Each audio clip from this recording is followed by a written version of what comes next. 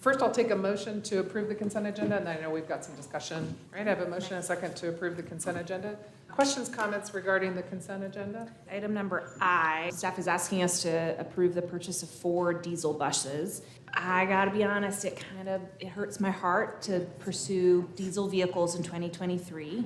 We need new buses yesterday. We can't wait on the manufacturing industry to provide us with the type of electric or hybrid vehicles we need for our space constraints and our hilly terrain. You know, I'm in support of this, and what's really awesome is in the face of us having to make this diesel purchase now, we are proposing and planning to make a zero emissions plan for our transit so that after this, we might be in a position to say no to diesel forever.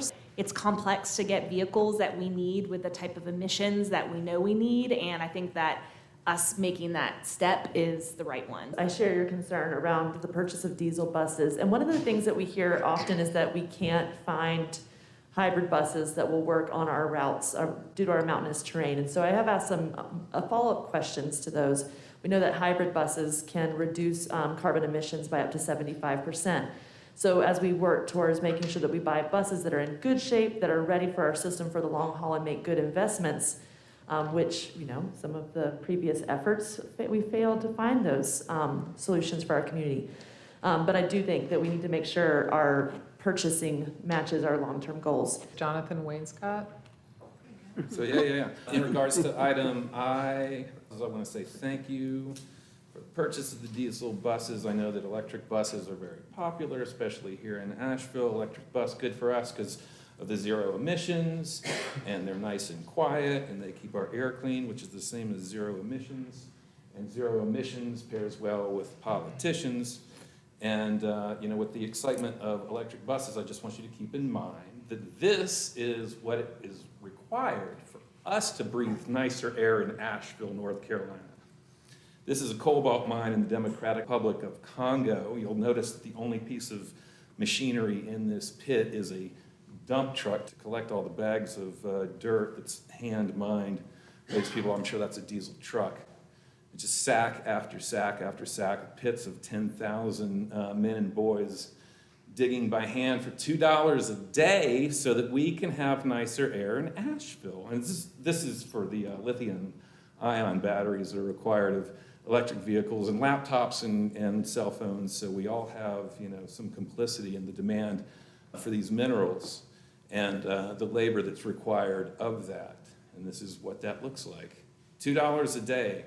Sack after sack after sack, women, children, beaten on the earth with nothing but hammers. That's it. That's all they got.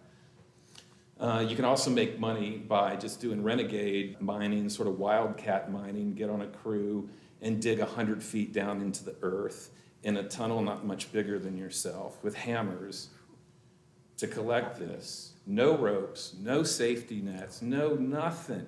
Nothing, so that we can breathe nicer air in Asheville, North Carolina, with quiet buses, because diesel buses are noisy. This is what it takes to do that. So we can do this. This is Elon Musk's Tesla. Of course, he made billions of dollars selling electric vehicles, and so much so that he could build a rocket ship company and launch an electric vehicle to Mars just because. I mean, I guess that's kind of cool.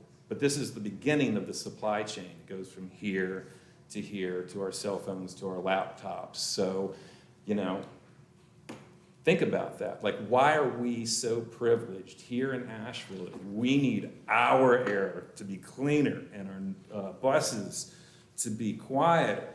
Thank these people for that. I mean, this is not thinking globally and acting locally when, you know, our toys come at this expense.